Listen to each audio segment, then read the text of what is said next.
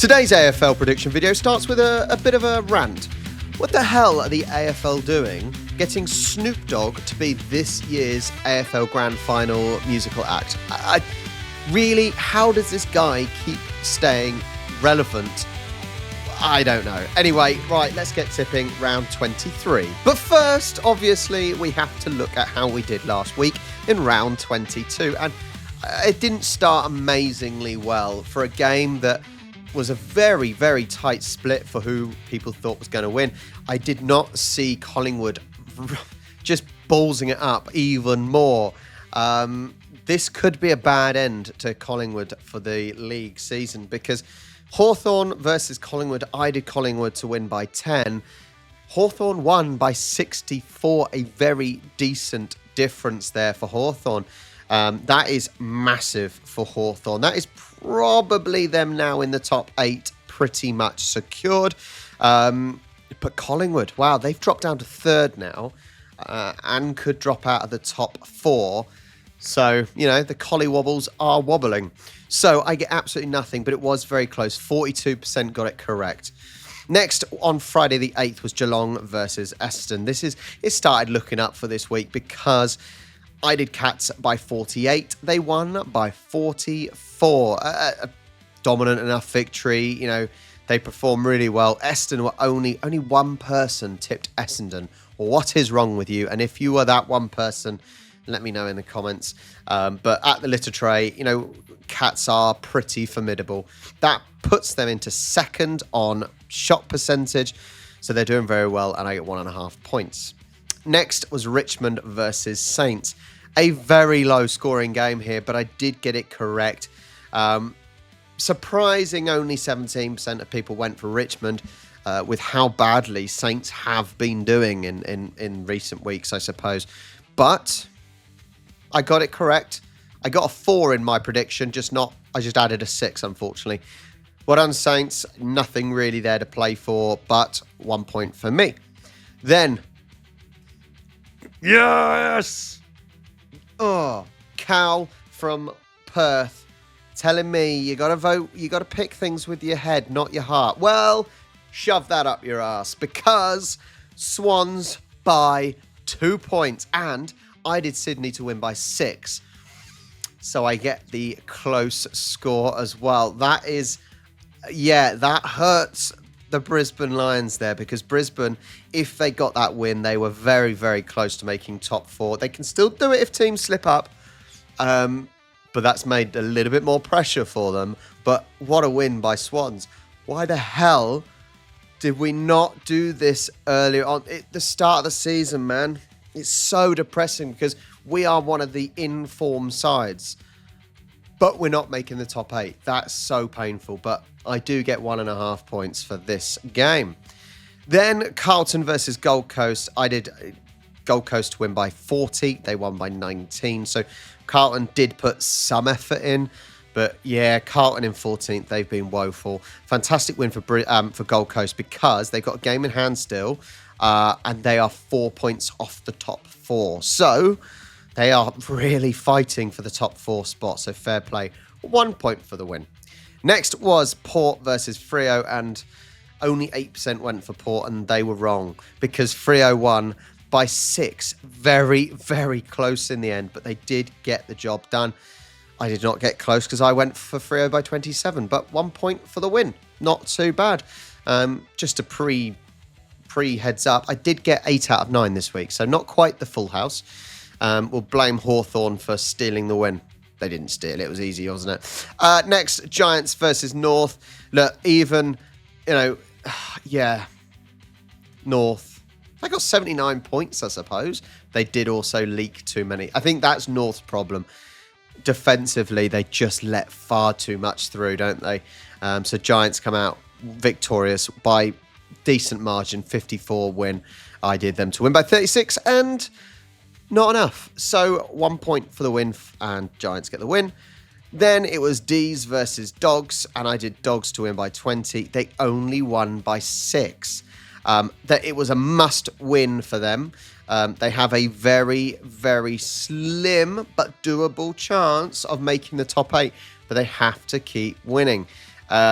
They are 4 points behind GWS, Hawthorn and Gold Coast. So they need the teams above them to slip up and they need to get the results. But 1 point for the win. A high-scoring game. You feel bad for Melbourne because actually that is a result that normally would win a game, right? Anyway, last game, West Coast versus Crows. Crows going over to the Optus and they won by 9. So we had quite a few games that should have been one-way traffic that actually have been fairly close. I did Crows to win by 80. So yeah, nowhere near, but I do get the 1 point. So what movement do we have in the top 10 after that week? So Aussie Dylan is still top by just under 10 points. Very, very impressive. Lions 2025 are up 3 places now, sneaking above Vam H, who is in 3rd. Rymeister in 4th. You've got Jaden Saints down 1 to 5th. Hazard down 4 to 6th. Red Dragon down 1 to 7th. Gurud breaks into the top 10 and is in 8th. Yin is down 2 places to 9th. And up 2 is Magpie Steve in 10th. So let's see if there's any other big movers, shall we? So Magpie Paulie goes down 6 to 15th. So drops out of the top 10. That is a big drop. Up 8, Swanee Steve. That's pretty good. Still standing a chance possibly for the top 10. Only about 3 or 4 points behind. Up 9, think outside the square to 25th. Any other big ones? Down 10 is Doofus to 40th. Up 7 is Superstar and Polish Power. Down 9 is CJ Dockers. Oh, the Golden Hat up 18 places. That is incredible. At this time of the season to move up that many places is thunder in the nest. Golden Hat for you. Well done. Let's keep going. Any other big ones? Owie up 8 places. I'm up 1 place to 93rd. It just sucks that I've taken so long to start doing well. And let's see. Who gets the wooden spoon? Amelia Hat 15. The wooden spoon, but still does amazingly go up 1 place.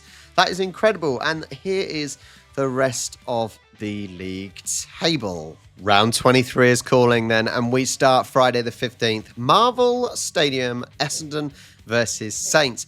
Well, Essendon, as I said, they cannot buy a win at the moment. They are on truly awful form. Then they're facing Saints, who, funnily enough, have been pretty awful as well. However, they've won 3 of their last, 3. So they have all of a sudden found form just far too late to really achieve anything because they're not going to overtake Sydney at this stage anyway, so it doesn't matter. But Essendon are without captain Zach Merritt with a hand injury and Dylan Shield, who's suspended. It's not good reading really for Essendon at all. So they're down and out, aren't they? They're down and out. I would say Marvel Stadium potentially suits Saints a little bit better. That's really scrapping at the leftovers really there.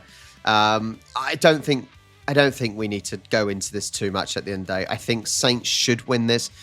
They do have a better team here with less players out. So Saints to win here.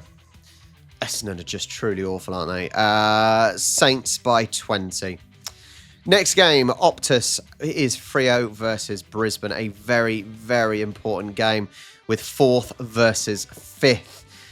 If Freo manage to win this against Brisbane, that is the top 4, I think, done. Yeah, that is the top 4 done. That could kill off. No, it depends if Collingwood lose or Geelong lose, but it pretty much cements Freo at least if they win in the top 4. So looking at this decent form, obviously Brisbane losing last week to the Mighty Bloods, which would have been really painful them to lose by 2 as well. I think Freo have got such a strong momentum playing at home with a really good win streak. Brisbane will be without Brownlow medalist Lockie Neal, which is a huge loss for them in midfield for sure. Dockers, they've got a strong record at Optus, with Lions potentially struggling away from home.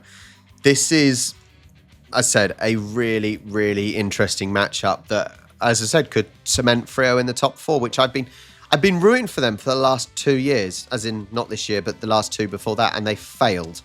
But finally, this is the year that they potentially get to the finals.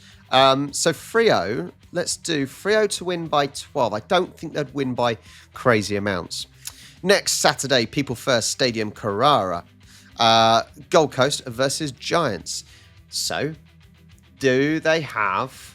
Basically, do Gold Coast have enough to beat Giants, who are equal amount of form here, really, really good form?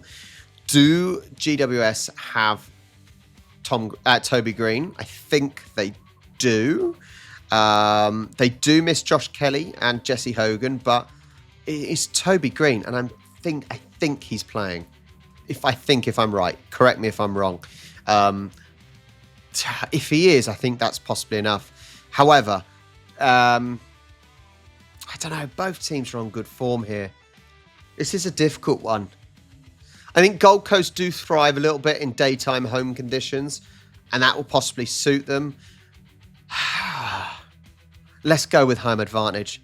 With players out for GWS, let's go home advantage. But GWS to lose by 7, and I hope they lose because I'm a Swans fan. You don't want our rivals to win. Next, Marvel, it's Carlton versus Port. Port really, really unlucky last week with a strong amount of points they achieved. Carlton, they could get Sam Walsh back from his injury.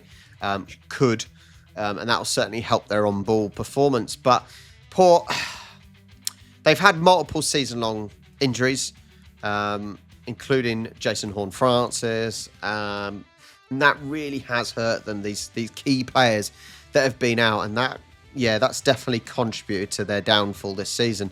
Home advantage for Carlton, but I just don't think Carlton are any good. So I'm going to go with a Port win. They got a decent... I said Port did a decent effort last week. Carlton, they're lackluster. They barely even turned up this season. I'm going to go with an away win here to Port by 10. That's a difficult one. That's a difficult one to call. Next, though, MCG, it is Hawthorn versus the D's. D's, they were unlucky as well. They had a pretty tight game last week, but Hawthorn stunned Collingwood by 64 points last week. You could say it was an upset, maybe, but the teams are going in opposite directions at the moment, aren't they? You've got Melbourne with key players out, Jake Lever as well. Backline is going to be weaker, but Stephen May is back from suspension. But Hawthorn, they've got so much momentum at the moment. They are playing well. Melbourne have struggled all season, really. And there's been games that Melbourne should have won, and they flopped. And that doesn't lead you to thinking, Melbourne can win this. I do not think so. So, Hawthorn to win by 53. Let's try 53. Okay, Oval. Crows versus Collingwood. Is this going to be another loss for Collingwood? This will be bad because it is serious, bad momentum going into the finals if you lose again. Whereas Crows, they are 7 from 7. It's incredible form that they've picked up. Considering where they were last year, fantastic for them. Adelaide, they do love playing at home, as I said, they really do. It's amazing what a difference for some of these teams like Crows that home advantage has. Same as Geelong, they've got such an advantage, it's incredible. And it should be a high-intensity performance from the Crows. Magpies, they'll be without Jeremy Howe, which further tests their defence. And I just do not see them winning. They are going to slip. I could see them slipping out of the top 4 as well. And they are wobbling. So Crows to win. Let's do 38 to Crows. Next game then. It is at the Bellerive Oval. The Bellerive. They've obviously changed the name now, haven't they? Have they lost their sponsor, maybe? Anyway, North versus Richmond. Come on, North. Can you get a win? Richmond have been poor. North have been poor. I still think North have been the pluckier team with, trying but just cannot hold on to any sort of lead that they have, and they just cannot make it through the whole game. But they're against a Richmond side who, yes, has better results. But North, this is your moment. This is your moment. This could be an upset. North did beat Richmond earlier on in the season as well, because they had more firepower in the attack. So I think it might happen again. The Roos do likely regain Jai Simpkin as well. Bit of midfield leadership. North to win. Come on, North. I don't know why I support them, but they're the underdog. North to win by 20. Come on, North. And next, SCG, it's a nothing game. However, well, it's a nothing game for Swans. However, it is a very, very big game for Geelong. However, Swans, look, we go and beat Brisbane. You know, we've beat some big teams in what we've had fantastic form. Annoyingly, we fell apart against GWS, the Toby Green influence. But I'm going to pick Swans anyway, come on. But I'm just giving you some reasoning. Grundy is out due to concussion, which is going to hurt. That is going to hurt. And Patrick Dane, ignore that. Dangerfield back, adding experience. Yeah. Consistently top two teams this season does give them the edge. They do have the edge. But look, Sydney have shown we've been beating the big teams. Swans, look, I don't care what you say. I don't care. Just keep it yourself. Swans, let's do another Swans by 6. And the last game, Marvel, it is Western Bulldogs versus West Coast. West Coast travel. Marvel Stadium, certainly more of a home game for Bulldogs. In a sense, I suppose. Eagles, last in the table, barely win any games. Oscar Allen out for injury for Eagles. Against a Dogs team, they've got Adam Treloar back as well. Dogs need it. Dogs need it to make top 8. They must win and hope the teams above them lose. So look, Doggies to win by 48. So there you go. We've got some interesting games. Swans versus Geelong, I still think is a very interesting game. And no reason why Swans can't win. Even North versus Richmond, still a difficult one to call. Crows, Collingwood, very difficult to call as well. But Crows are on the up. Collingwood are slipping. Even Carlton versus Port. It's difficult. Gold Coast Suns, Gold Coast versus Giants, difficult. Freo Lions, difficult. A fascinating week we have, and it is so tight. It is unbelievable. Adelaide win. They are finishing, I think, pretty much guaranteed as the minors, so that is fantastic for them. But let's see how it goes. Thank you so much. All the kind of socials down there. Like, subscribe, and I'll catch you next week.